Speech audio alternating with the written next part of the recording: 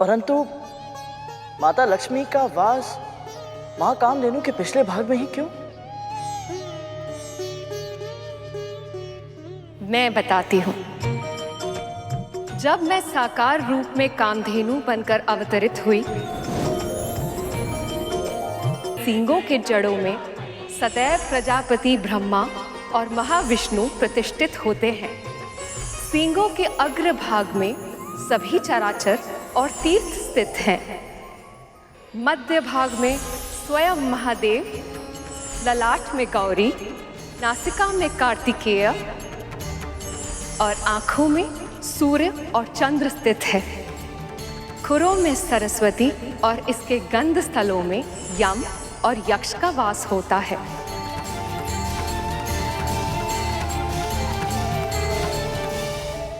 प्रणाम माँ। माँ, मुझे भी अपने इस कामधेनु रूप में कोई स्थान दे दीजिए। आपको विलंब हो गया देवी। अब तो सभी ने अपना मन वांछित स्थान चुनकर निवास करना आरंभ भी कर दिया है।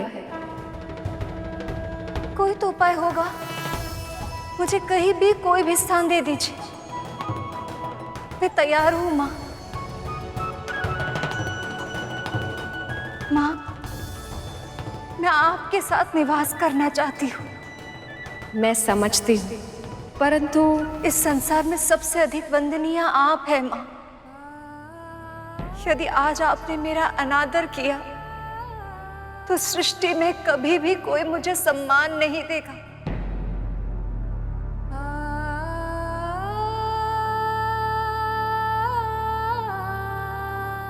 मेरी विनती स्वीकार करें माँ।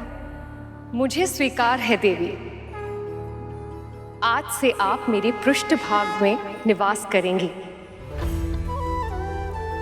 मेरे मूत्र और गोबर को भी शुभ माना जाता है और अब आपके निवास के कारण ये मनुष्यों के लिए और भी अधिक हितकारी होगा।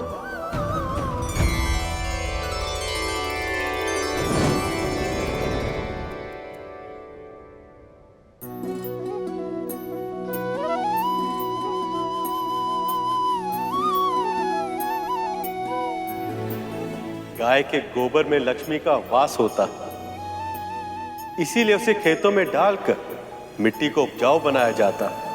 घर की दीवारों में उसका लेप लगाकर उन्हें स्वच्छ बनाया जाता है और चौके में चूल्हे में डालकर उसे शुद्ध किया जाता है।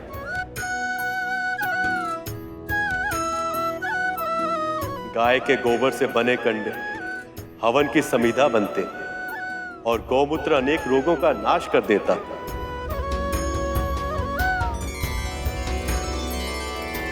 भविष्य में स्वयं मैं भी एक अवतार लूंगा जिसमें ना केवल मुझे गौ सेवा का पुण्य अर्जित होगा, बल्कि मैं माखन चोर भी कहलाऊंगा।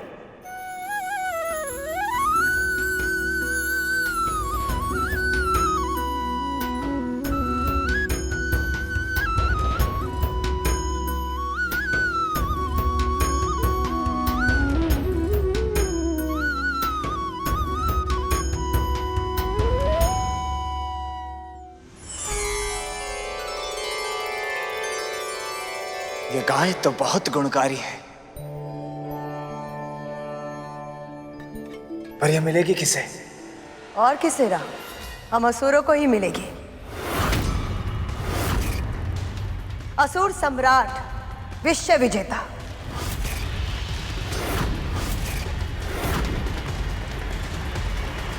जो स्वर्ग पे राज करता है, ऐसे दिव्य गाय का अधिकार सिर्फ उन्हीं को मिलना चाहिए।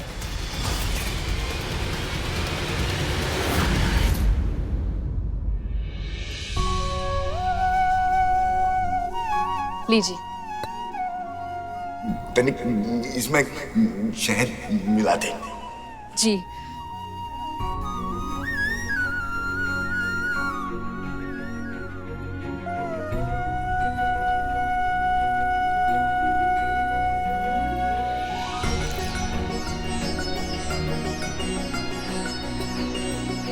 लीजिए।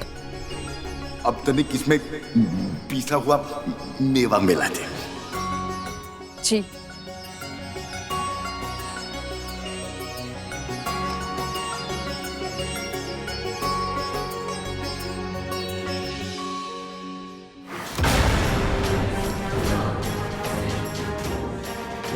स्वयं तो मेरी दया पर जीवित रहती है।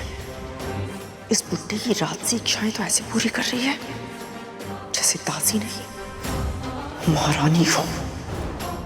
अब पी इसे।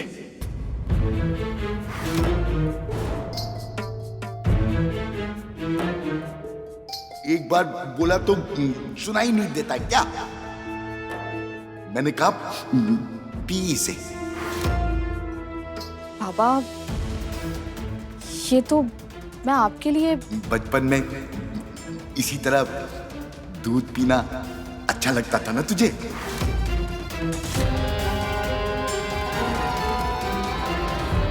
ये इन्हें कैसे पता? अब मुझे घूर क्या रही है? P P.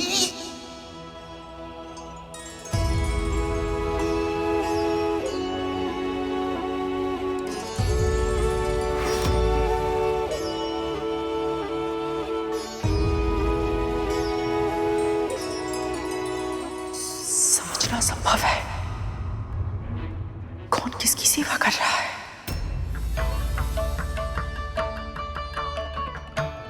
मीठा है ना? हाँ बाबा। किंतु मुझे मीठा नहीं लगेगा। तू पूरे संसार की मिठास भी इसमें डाल देगी ना, तब भी मुझे मीठा नहीं लगेगा। मुझे तो केवल गौ माता कामधेनु का दूध ही मीठा लगता है। अमृत जैसा स्वाद होता है उसमें। ये बुड्ढा विंता से अमृत के बारे में चर्चा क्यों कर रहा है? यदि विंता के मन में अमृत का विचार आ गया तो वो गरुड़ को कहीं से चखने की विवश न करते। नहीं, ऐसा नहीं होने दूंगी। नहीं बाबा, मैं केवल एक साधारण दासी हूँ। गौ माता कामधेनु जैसी दिव्य गाय का दूध मैं कहाँ से? तू ही कहती है ना कि ढूंढने से तेरे नारायण भी मिल जाते हैं, तो तू गौ माता कामधेनु का दूध नहीं ला सकती? यदि नहीं ला सकती है तो तू और तेरा नारायण दोनों किसी कार्य के नहीं है।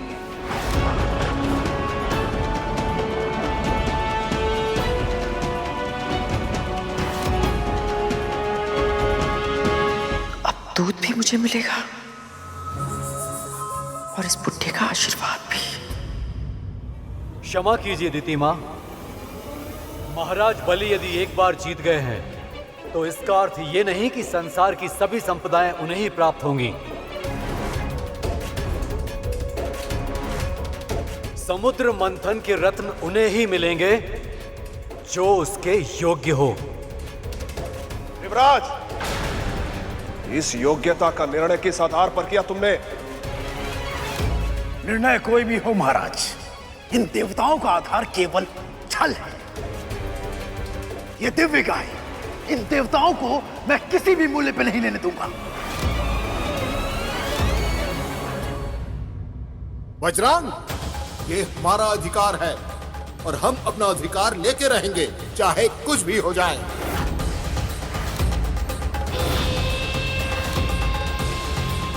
अगर कहीं फिर से इस मंथन में कुछ अवरोध आ गया तो? कामधेनु का दूध?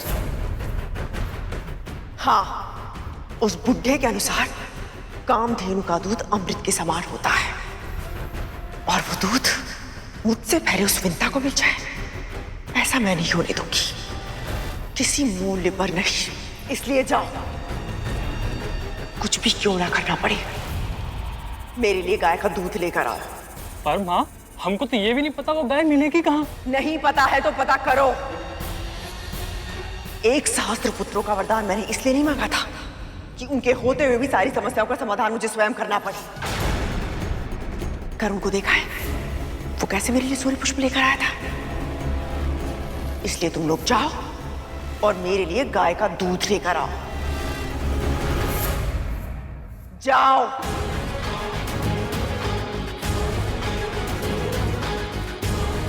अब हम क्या करें?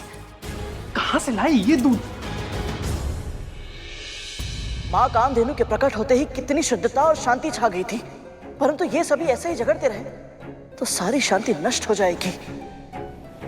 इससे पहले कि आप सभी ये निर्णय करें कि ये दिव्य कामधेनु गाय किसे मिलनी चाहिए, आप सभी को ये जान लेना चाहिए कि जो भी इसकी सेवा करेगा वो पूरी तरह से सात्विक हो जाएगा।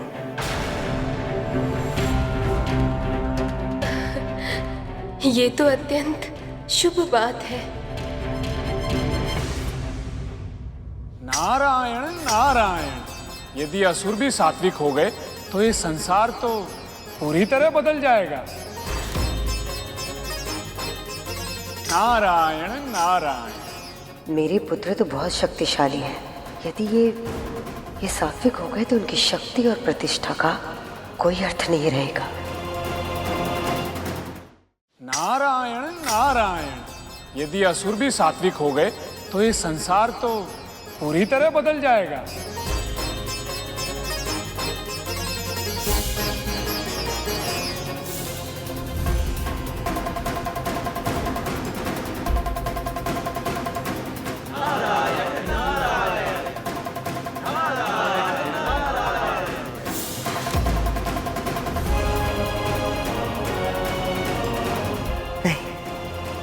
ऐसा नहीं होगा बलि, हम ये कामधेनु ग्रहण नहीं कर सकते।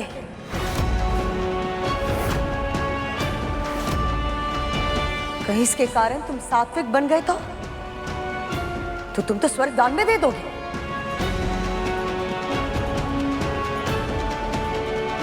प्रभु की युक्ति काम कर गई, अब गौ माता देवताओं को मिलेगी। नहीं, हमें किसी ऐसी वस्तु की प्रतीक्षा करनी चाहिए जो बल और शक्ति का पलड़ा हमारे तरफ झुकाए रखने में हमारी सहायता करे।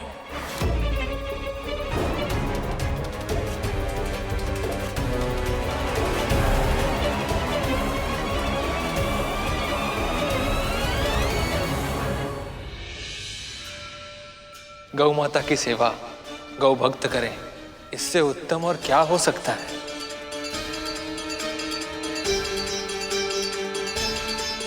क्या हुआ गरुड़, तुम इस निर्णय से प्रसन्न नहीं हो?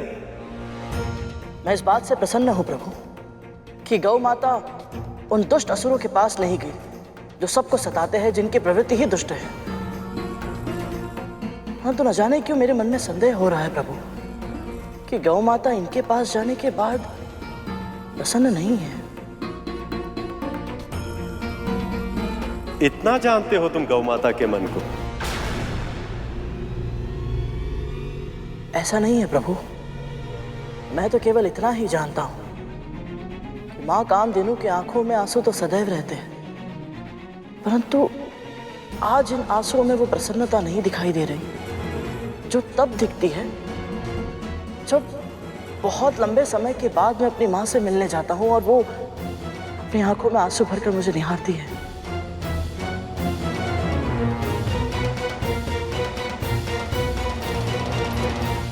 माँ कामधेनु कैसे मिलेंगी मुझे? कहाँ ढूंढूं उन्हें?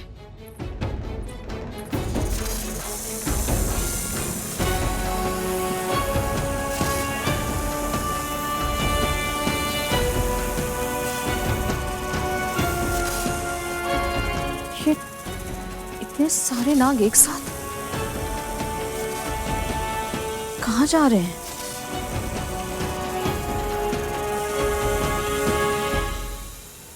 तक तो धूमल, क्या हो रहा है? कहाँ जा रहे हो तुम सब?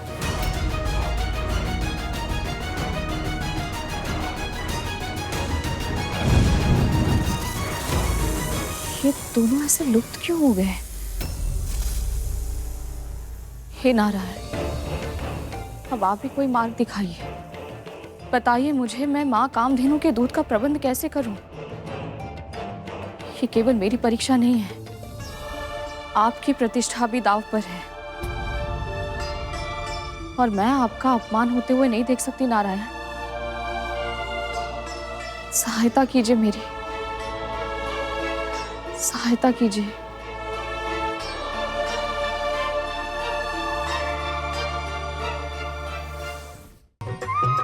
माँ कहती हैं कि जब कुछ पहली बार प्राप्त हो तो उसे ब्राह्मण और ऋषियों को दान देना चाहिए।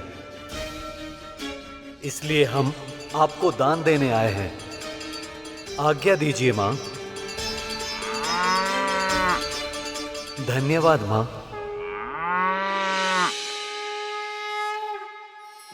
कैसे मूर्ख है ये देवता, पहली वस्तु मिली थी मंथन से, उसे भी दान में दे रहे हैं।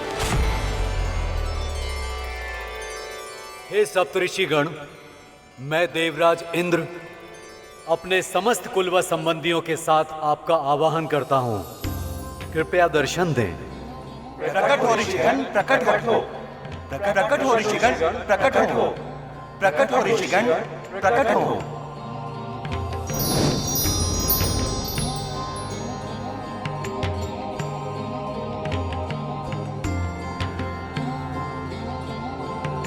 कल्याण।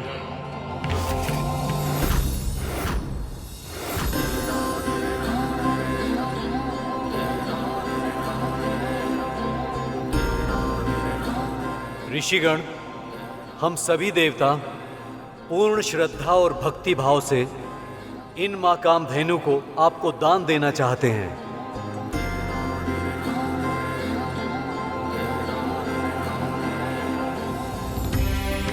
कृपया इन्हें स्वीकार कर हमें कृतार्थ करें।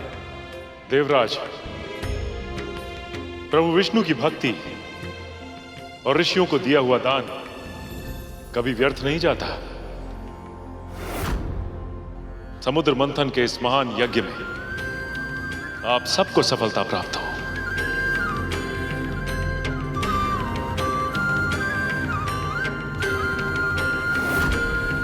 ये इंद्र तो बहुत चालाक निकला, गाय माता को दान देकर अमृत प्राप्त करने का मार्ग सरल कर दिया।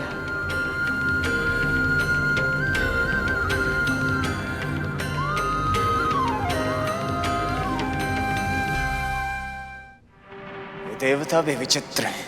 जब ये गाय इन्हें दान में ही देनी थी तो उसे प्राप्त करने के लिए हमसे इतना झगड़ा क्यों कर रहे थे? देवराज की बुद्धि की प्रशंसा तो करनी ही पड़ेगी। तुम कहना क्या चाहते हो? मां कामधेनु को दान में देकर देवराज ने एक तीर से 2 निशाने लगाए हैं भैया। दान देकर पुण्य अर्जित तो किया है, साथ ही साथ सप्त ऋषियों से आशीर्वाद भी लिया कि इस मंथन में विजय प्राप्त हो।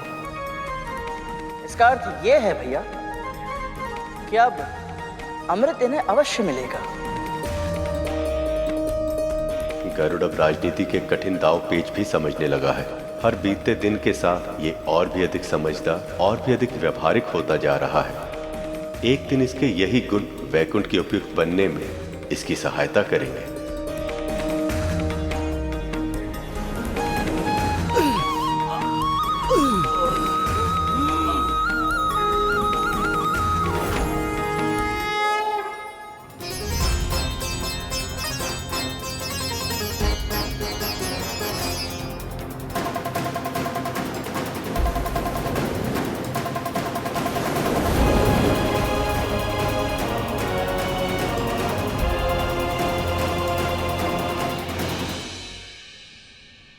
मां कामधेनु के प्रकट होने के बाद से इनका उत्साह बहुत ही अधिक बढ़ गया प्रभु। हाँ प्रभु, इन्हें देखकर ऐसा लग रहा है जैसे ये सब कुछ भूल चुके हैं कि अभी अभी इसी मंथन से हलाहल नाम का राक्षस भी निकला था और अलक्ष्मी मां भी। यही तो इस जीवन का आनंद है। सुख आते ही मनुष्य का मन चंचल हो जाता है और फिर वो अपने सभी दुख भूल जाता है। और ये भी कि ये सुख भी उतना क्षणिक है जितना दुख था।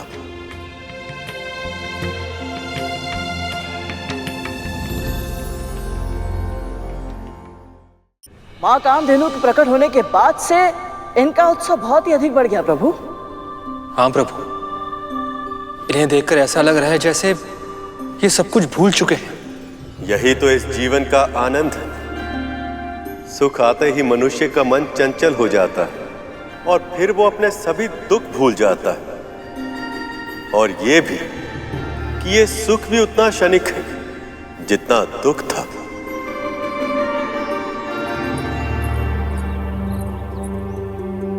मुझे क्षमा कीजिए बाबा। मैं आपके लिए गौमाता कामधेनु का दूध लाना तो दूर, ये तक नहीं समझ पा रही हूँ उनकी खोज कहाँ से आरंभ करूं। अच्छा बता, गौ माता से हमें क्या क्या प्राप्त होता है? गाय के दूध से नारायण का अभिषेक होता है। उससे जो दही बनता है उसे अन्न में मिलाकर नारायण के लिए प्रसाद बनाया जाता है। उनके घी से सभी अनुष्ठान पूरे होते हैं। और इन सब वस्तुओं का सबसे अधिक प्रयोग कहाँ होता है? किसी ऋषि के आश्रम में। स्वामी, मेरे स्वामी महर्षि हैं।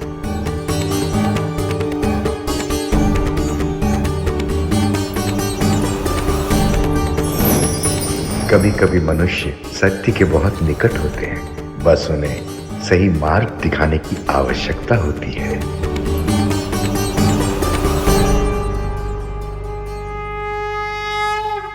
मैं दक्ष पुत्री विंता अपने स्वामी प्रजापति महर्षि कश्यप का आह्वान करती हूँ। कृपया दर्शन दें।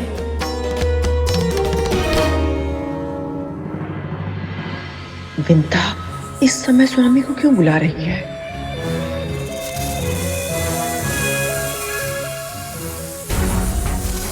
दुबल, हमारे आने भाई तो रिक्त हाथ ही वापस चले आए।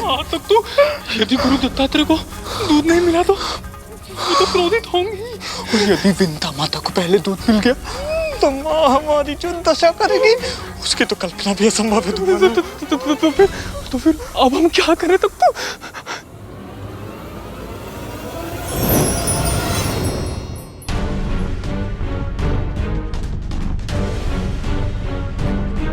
स्वामी,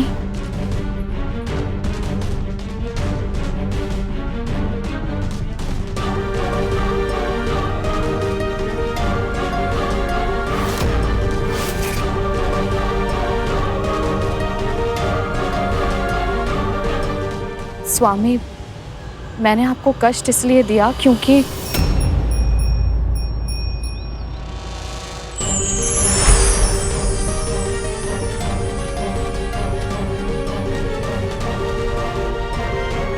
गौ माता कामधेनु।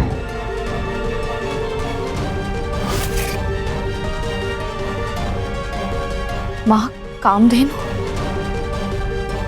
स्वामी ने पुनः विंता का साथ दिया।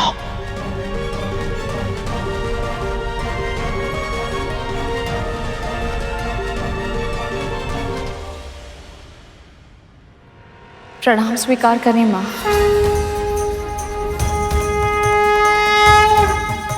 मैं केवल अपने पुत्रों की प्रसन्नता चाहती हूँ। आशीर्वाद दीजिए। एक विनती और है माँ।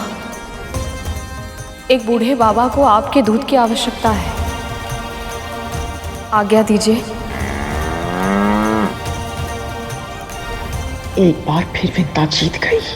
अब इस दूध की सहायता से उस बुढ़े बाबा का आशीर्वाद उसे ही प्राप्त होगा। आज फिर से स्वामी ने उस विंता का साथ दिया। माँ, अब ये सब सोचकर क्या लाभ? क्रोध मत कीजिए ना। क्रोध ना करो। एक तो तुम दोनों ने कुछ किया नहीं और ऊपर से स्थिति की गंभीरता को नहीं समझ रहे हो। तुम दोनों नहीं जानते एक छोटी सी घटना का कितना बड़ा मूल्य चुकाना पड़ेगा। देवताओं और दानवों को अमृत मिलने वाला है। यदि वो करुण किसी भी कारणवश और भी अधिक शक्तिशाली हो गया तो मेरे पुत्रों को सर्वश्रेष्ठ बनाने का मेरा स्वप्न सदैव सदैव के लिए अधूरा रह जाएगा।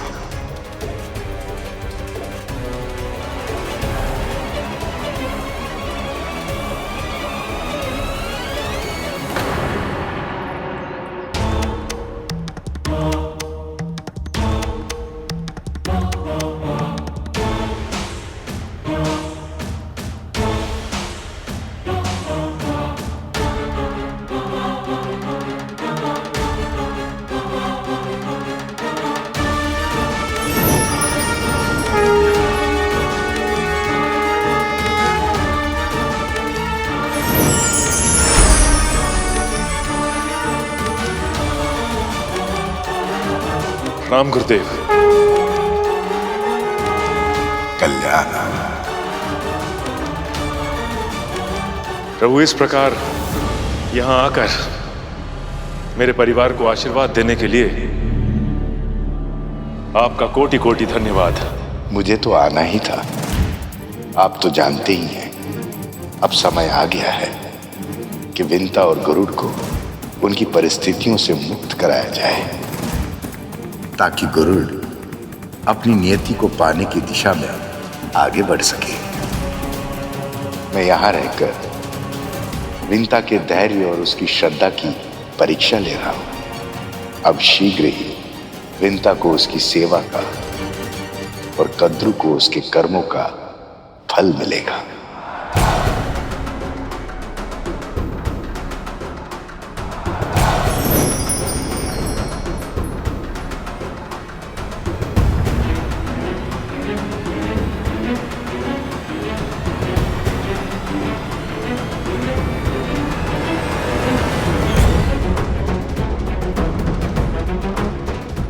तो स्वामी की बाबा से भेंट हो ही गई।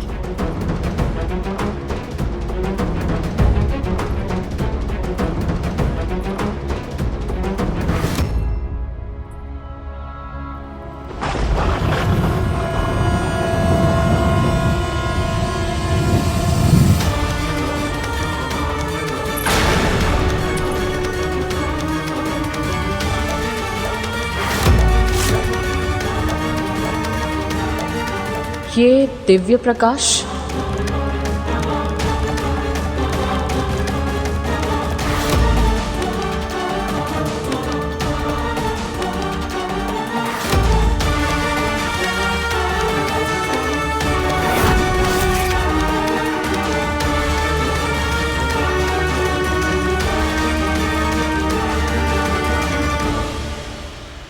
तो मेरा संदेह बिल्कुल सही था। ये साधारण बुड्ढा नहीं है, अवश्य ही कोई दिव्यात्मा है। तभी तो हमारे स्वामी स्वयं से प्रणाम कर रहे हैं। पर कौन है ये?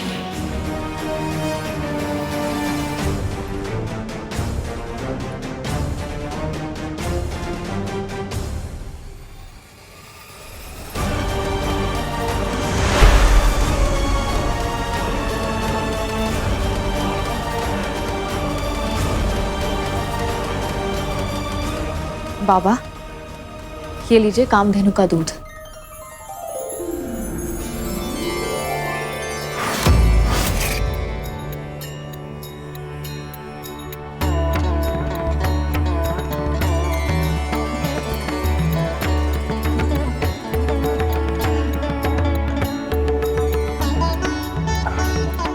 स्वादिष्ट। विंता, आपने बहुत अच्छा किया जो इन वृद्ध बाबा को यहां ले आई। हमें पूर्ण विश्वास है कि अगर आप पूरे मन के साथ इनकी सेवा करेंगी तो ये शीघ्र ही स्वस्थ हो जाएंगे।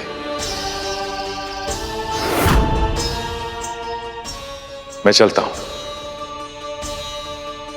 यदि स्वामी ने इस समय मुझे देख लिया तो वो क्षण भर में ही समझ जाएंगे कि मेरे मस्तिष्क में कौन सी योजना चल रही है।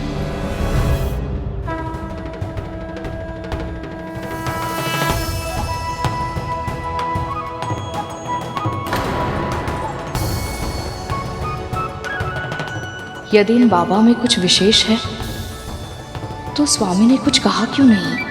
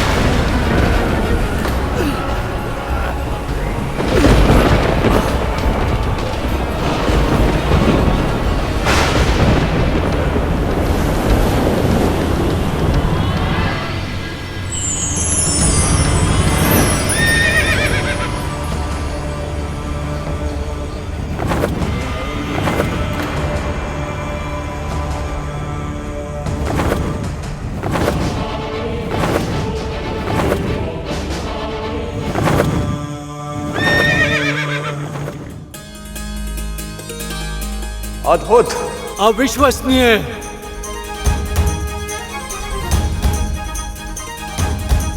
इसके रूप ने तो सभी का मन मोह लिया। कौन है ये पशु? उच्चश्रवा, उच्चश्रवा, उच्चश्रवा। श्वेत और काले में बहुत अंतर होता है, मैंने अपनी आंखों से देखा है। तो बोलो, शर्त लगाने का साहस है। हारने वाले को जीतने वाले की एक बात माननी होगी। कल सुबह होने से पहले तुम सब जाकर उच्चश्रवा की पूंछ से लिपट जाना। दूर से देखने पर किसी को भी भ्रम हो जाएगा कि उसकी पूंछ काले रंग की है। कल तक तो इसकी पूंछ श्वेत रंग की थी। तुझे मेरी दासी बनना पड़ेगा, जीवन भर के लिए।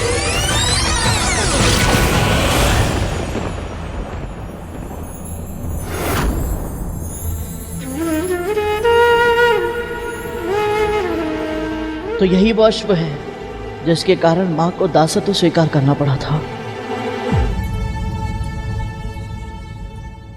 विंता,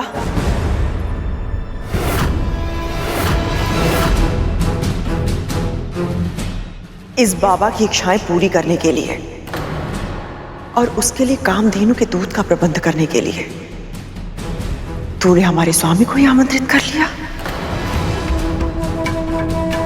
है कौन ये? मैं नहीं जानती महारानी, मैं तो बस इन्हें एक असहाय रोगी समझकर यहाँ ले आई थी, पर लगता है कि ये कोई पुण्य आत्मा है। तभी तो हमारे स्वामी इन्हें प्रणाम कर रहे थे। इसकी बातों से स्पष्ट है कि इसे पता ही नहीं है कि ये बाबा कौन है, कोई सिद्ध पुरुष है या साधारण भिखारी। बालासन, बालासन, बालासन तुझे प्रतिदिन करना होगा। मैं तो कहती हूं अभी कर, इसी समय। महारानी अभी? हाँ अभी। जी।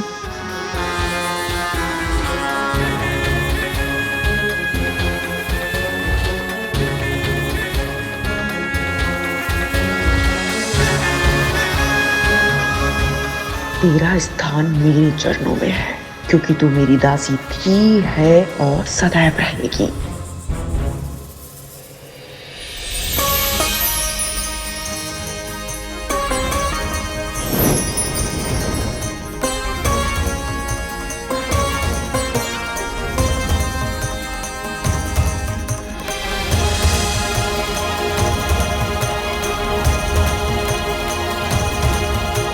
कितना दिव्य है ये अश्व, बलिष्ठ काया। अतुल्य है ये अश्व। यदि इस पर किसी का अधिकार संभव है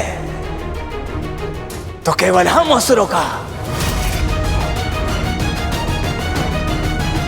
दिव्य प्राणी केवल दिव्य देवताओं के पास ही होना चाहिए। तुम देवता दिव्य नहीं, भिक्षुक हो, भिक्षुक।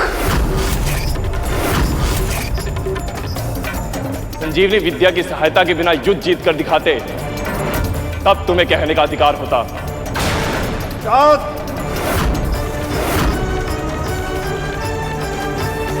दिव्य कोई हो ना हो, और इस अश्व को दिव्य लोक में रहने का अधिकार है। स्वर्ग में रहेगा ये।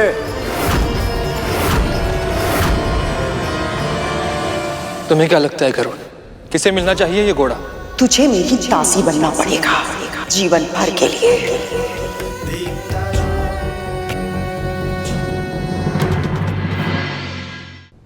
इसे क्या हुआ प्रभु? स्मृति दो धारी तलवार होती है शेष। कभी कभी ये मनुष्य में ऐसी भावना जगा देती है जिससे व्यक्ति अपनी नियति प्राप्त कर पाता है, तो कभी कभी ये व्यक्ति को बंदी बना लेती।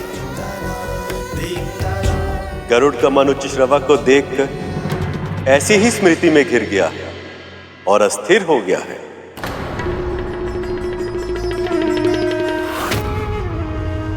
मुद्रा तो बिल्कुल सही है तेरी। ऐसे ही नित्य किया कर। कहते इसे करने से दृष्टि तीव्र होती है, और तुझे तेरी दृष्टि तीव्र करने की बहुत अधिक आवश्यकता है। तूने दूर से देखा और तुझे लगा हमारे स्वामी महान ऋषि उस बाबा को प्रणाम कर रहे हैं। ध्यान से देख विंता, वो उस बाबा को नहीं, जबकि उनके पीछे रखी उस मूर्ति को प्रणाम कर रहे थे।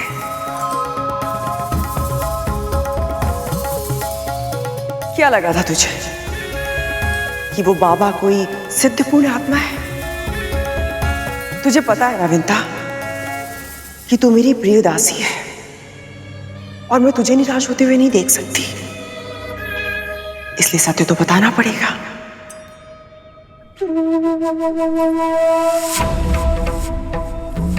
वो बुड्ढा कोई पूर्ण आत्मा नहीं है। हाँ, थोड़ा सा अतरंगी अवश्य है। वो अपनी मांगे इस तरह तेरे सामने रखता है कि तू पूरी करने के लिए विवश हो जाती है। बहुत कर ली इच्छाएं पूरी तूने उसकी, किंतु अब उसकी सेवा मैं करूंगी, वो भी अपने ढंग से।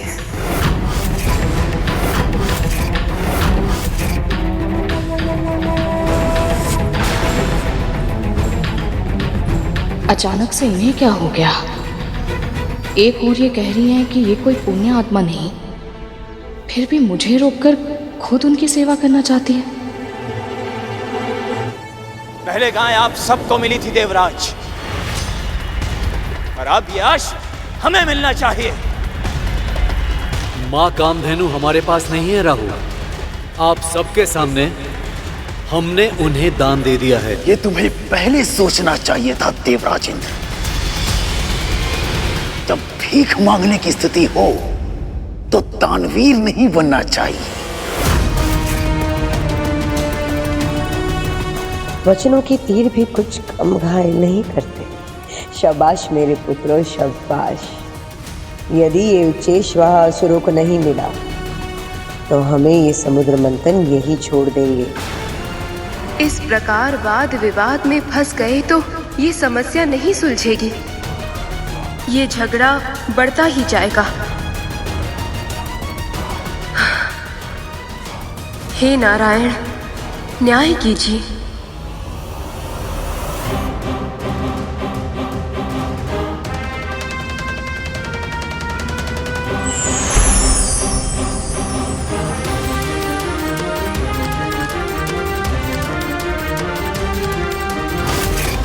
हमारे हित की बात आज तक इनके मन में आई है, जो आज इनके मुख पर आएगी। उच्च श्रवा उसे ही मिलना चाहिए जो उसे साध पाए। मेरा सुझाव ये कि देवता और दानव दोनों ही बारी बारी से प्रयास करें। चाहे तो इस बार ये चेष्टा असुरराज बलि पहले कर ले। अचानक से ये विष्णु असुरों के हित की चिंता क्यों करने लगे? कहीं मेरे पुत्रों के विरुद्ध कुछ षड्यंत्र तो नहीं रच रहे?